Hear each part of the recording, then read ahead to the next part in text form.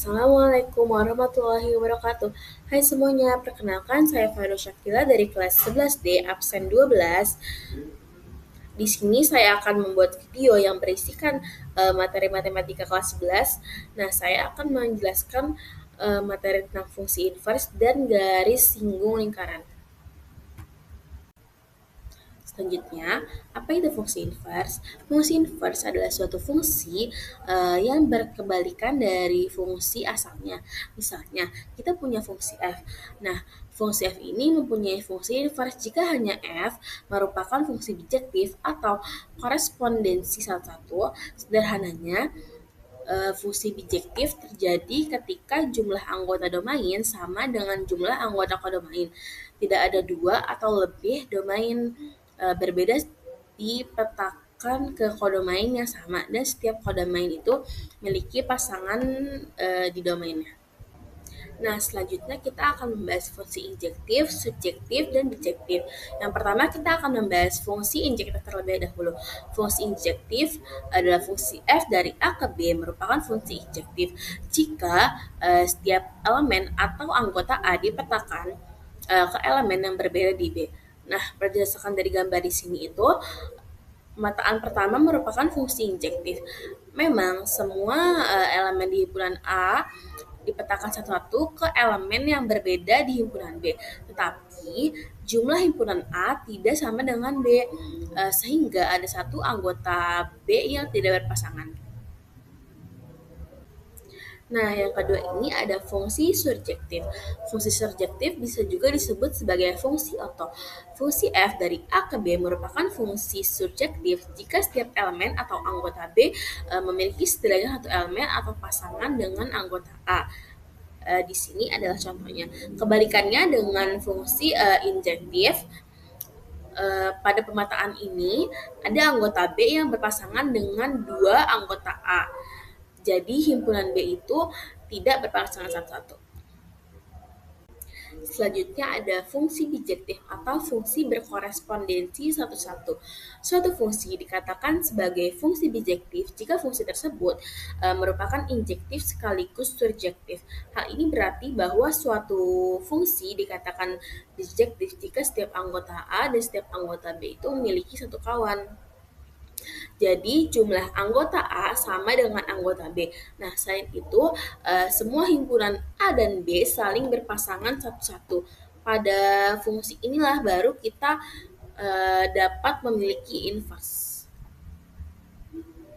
Selanjutnya yaitu bentuk umum fungsi inverse. Misalkan f merupakan fungsi yang memetakan x ke y sehingga dapat ditulis y sama dengan f dalam kurung x. Maka f min 1 adalah fungsi yang memetakan y ke x ditulis x sama dengan f min 1 dalam kurung y.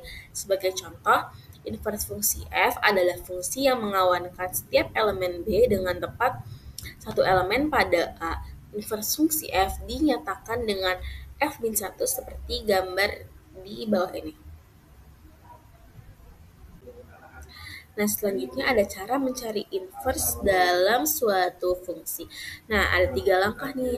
Yang pertama itu ada ubahlah bentuk y sama dengan f dalam kurung x menjadi x sama dengan f dalam kurung y.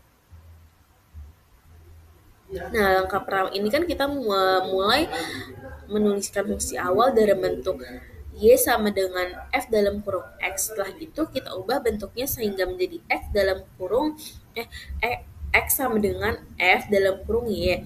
Nah, di tahap ini itu kita sebenarnya lagi nukar peran x antara x dan y untuk menunjukkan bahwa kita mencari hubungan sebaliknya. Nah, proses ini tuh penting karena inverse pada dasarnya adalah fungsi yang membalik masukan dan pengulangan. Nah, yang kedua itu ada tuliskan x sebagai f min 1 dalam kurung y sehingga f min 1 dalam kurung y itu sama dengan f sama dalam kurung y. Nah, langkah kedua ini setelah kita mendapatkan persamaan x sama dengan f dalam kurung y, kita ubah notasinya dengan menuliskan x sebagai f min 1 dalam kurung y. Nah, hal ini tuh menunjukkan bahwa persamaan tersebut sekarang adalah bentuk dari fungsi inverse. Jadi hubungan yang tadinya X ke Y sekarang diubah menjadi Y ke X melalui F-1. Nah, yang ketiga itu adalah ubah variabel Y dengan X sehingga eh, diperoleh rumus fungsi inverse F-1 dalam kurung X. Nah, yang ketiga ini kita melakukan pertukaran kembali biasanya dengan mengganti Y menjadi X supaya rumus inversinya sesuai dengan penulisan fungsi pada umumnya. Setelah variabel ditukar, persamaan tersebut menjadi rumus resmi inverse yaitu F-1 dalam kurung X. Nah, selanjutnya ada rumus fungsi inverse. Yang pertama, fungsi asalnya itu f x sama dengan ax ditambah b titik koma a tidak sama dengan 0. Nah, fungsi inversenya f-1 x sama dengan x min b per a titik koma a tidak sama dengan 0. Nah, rumus ini itu menunjukkan bahwa kita cukup membalik prosesnya jika tadinya X dikalikan A lalu ditambah B, maka untuk membalikannya kita kurangi B dulu, lalu dibagi dengan A. Nah, selanjutnya fungsi asalnya itu fx sama dengan ax ditambah b per cx ditambah d titik koma x tidak sama dengan min d per c. Nah, fungsi inversenya itu f min 1 x sama dengan min dx ditambah b per cx dikurang a titik koma x tidak sama dengan ac. Dengan syarat X tidak sama dengan AC, rumus ini itu diperoleh dari proses aljabar yang cukup panjang. Jadi tabel ini tuh membantu biar kita tidak perlu mengulang perhitungannya setiap kali. Berikutnya adalah fungsi kuadrat tiap kali. Fungsi selanjutnya yaitu fungsi asalnya fx sama dengan ax kuadrat ditambah bx ditambah c titik koma a tidak sama dengan 0. Nah, fungsi inversi itu f-1x sama dengan min b kurang lebih akar b pangkat 2 min a 4a dalam kurung c min x tutup kurung per 2a titik koma a tidak sama dengan 0. Nah, inverse fungsi kuadrat biasanya memiliki dua kemungkinan nilai, yaitu nilai positif dan negatif. Karena fungsi kuadrat tidak satu ke satu, kecuali kita membatasi domainnya. Itulah mengapa ada tanda kurang lebih pada rumusnya. Selanjutnya yang terakhir, fungsi asalnya itu fx sama dengan a log cx titik koma a lebih dari 0 tidak sama dengan 1 titik koma cx lebih dari 0. Nah, fungsi inversnya itu f-1x sama dengan a pangkat 2 per c titik koma c tidak sama dengan 0. Nah, fungsi ini itu menunjukkan hubungan antara logaritma dan eksponen yang saling membalik satu sama lain. Selanjutnya ada contoh soal fungsi inverse. Tentukan rumus fungsi inverse dari fungsi fx sama dengan 2x plus 6. Jawab. Pertama itu kita mulai dengan menuliskan fungsi dalam bentuk y sama dengan fx sehingga kita peroleh y sama dengan 2x plus 6. Nah, selanjutnya kita pindahkan posisi variabel agar kita bisa menyelesaikan x dalam bentuk y. Kita kurangi kedua sisi dengan 6 sehingga menjadi 2x sama dengan y min 6. Setelah itu kita bagi kedua sisi dengan 2 untuk mendapatkan nilai x sehingga diperoleh x sama dengan setengah di setengah dalam kurung y min 6. Jika disederhanakan lagi menjadi x sama dengan setengah y min 3. Nah, sekarang karena x itu sudah dinyatakan dalam bentuk y, berarti kita telah mendapatkan bentuk fungsi inversnya. Kita cukup ganti aja variabel y dengan x. Jadi rumusnya itu menjadi f min 1x sama dengan setengah x min 3. Jadi kesimpulannya, fungsi inverse dari fx sama dengan 2x plus 6 itu adalah F min X sama dengan setengah X min 3. Nah, selanjutnya kita akan masuk ke dalam materi garis singgung lingkaran. Garis singgung lingkaran adalah garis yang menyentuh lingkaran tepat di satu titik saja. Titik tempat garis tersebut menyentuh lingkaran disebut sebagai titik singgung. Garis singgung memiliki sifat penting yaitu selalu tegak lurus terhadap jari-jari lingkaran dalam banyak penerapan dan penyelesaian soal geometri yang melibatkan lingkaran. Contohnya seperti ini. Garis P merupakan garis singgung lingkaran A. Selanjutnya kita akan membahas sifat-sifat garis singgung. Yang pertama, garis singgung lingkaran memotong lingkaran di satu titik. Sifat pertama, ini adalah ciri khas garis singgung nih ya teman-teman. Jadi berbeda dengan garis sekant yang memotong lingkaran di dua titik. Garis singgung cuma nyentuh lingkaran sekali aja. Nah, yang kedua itu ada garis singgung tegak lurus dengan jari-jari lingkaran yang melalui titik singgungnya.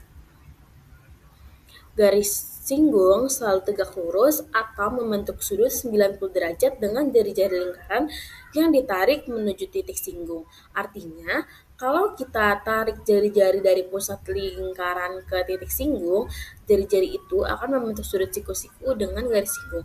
Kemudian, ada sifat penting lainnya yaitu tentang jarak. Jarak dari pusat lingkaran menuju titik singgung pada garis singgung itu selalu sama dengan jarak dari pusat titik manapun di sepanjang garis tersebut. Dengan kata lain, jarak dari pusat menuju garis singgung adalah jarak tegak lurus yang selalu konstan atau tetap. Selanjutnya ada garis singgung persekutuan dalam. Jika dua garis singgung ditarik dari titik yang sama di dalam lingkaran, maka kedua garis tersebut akan berpotongan di dalam lingkaran tersebut. Nah, garis-garis ini disebut sebagai garis singgung dalam. Di sini ada contohnya. Nah, MN itu merupakan garis persekutuan dalam lingkaran A dan B. Panjang MN ditentukan dengan rumus berikut.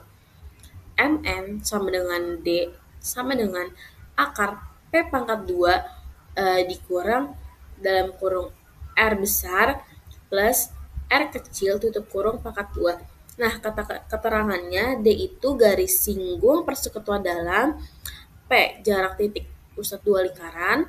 Nah, kalau R besar itu jari-jari lingkaran besar dan R kecil jari-jari lingkaran kecil. Selanjutnya ada contoh soal garis singgung persekutuan dalam. Diketahui dua lingkaran dengan jarak kedua titik pusat lingkaran 15 cm, jari-jari lingkaran besar 5 cm, jari-jari lingkaran kecil 4 cm. Berapa panjang garis singgung persekutuan dalam kedua lingkaran? Misalkan P atau jarak titik pusat kedua lingkaran adalah 15 cm dan R jari-jari lingkaran besar 5 cm. R kecilnya itu jari-jari lingkaran kecil 4 cm. Kita pakai rumus yang tadi. D sama dengan akar 15 pangkat 2 dikurang buka kurung 5 tambah 4 tutup kurung pangkat 2 sama dengan 15 kali 15 itu kan 225 dikurang 81 sama dengan akar 144 ya teman-teman. Nah, akar dari 144 itu adalah 12. Jadi, panjang garis singgung persekutuan dalam kedua lingkaran adalah 12 cm. Selanjutnya ada garis singgung persekutuan luar. Jika kedua garis singgung ditarik dari titik yang sama di luar lingkaran, maka garis tersebut akan memiliki panjang yang sama. Garis-garis ini disebut sebagai garis singgung persekutuan luar. Di sini ada contoh gambarnya. MN merupakan garis singgung persekutuan luar lingkaran A dan lingkaran B. Panjang garis singgung persekutuan luar dapat ditemukan dengan rumus berikut. MN sama dengan D sama dengan akar P pangkat 2 dikurang buka kurung R besar dikurang R kecil tutup kurung pangkat 2. Nah, keterangannya D sama dengan garis singgung persekutuan luar, P jarak titik pusat dua lingkaran, R besar jari-jari lingkaran, dan R kecil jari-jari lingkaran kecil. Selanjutnya, contoh soal garis single persekutuan luar. Di sini soalnya yaitu diketahui dua lingkaran dengan pusat di titik P dan Q dengan panjang jari-jari masing-masing 7 cm dan 2 cm. Jarak kedua titik pusat lingkaran 13 cm. Berapa panjang garis singgung persekutuan luar kedua lingkaran? Jawab. Misalkan D, panjang garis singgung persekutuan luar lingkaran. Nah, P-nya itu jarak titik pusat kedua lingkaran sama dengan 13 cm. R besarnya atau jari-jari lingkaran besar P sama dengan 7 cm. R kecilnya jari-jari lingkaran Q 2 cm. D sama dengan akar 13 pangkat 2 dikurang buka kurung 7 dikurang 2 tutup kurung pangkat 2 sama dengan akar 169. 13 kan 13 itu kan 169 ya. Terus dikurang juga 7 kurang 2 itu sama dengan 5 pangkat 2 berarti 5 kali 5 sama dengan 25 sama dengan 169 dikurang 25 itu 144 jadi sama dengan akar 144. Nah, akar dari 144 ini adalah 12. Jadi panjang garis singgung persekutuan luar kedua lingkaran adalah 12 cm. Sekian dari saya. Video ini dibuat untuk memenuhi tugas remedial dari Bu Irma, guru pengampu matematika. Jika ada kesalahan mohon dimaafkan. Wassalamualaikum warahmatullahi wabarakatuh.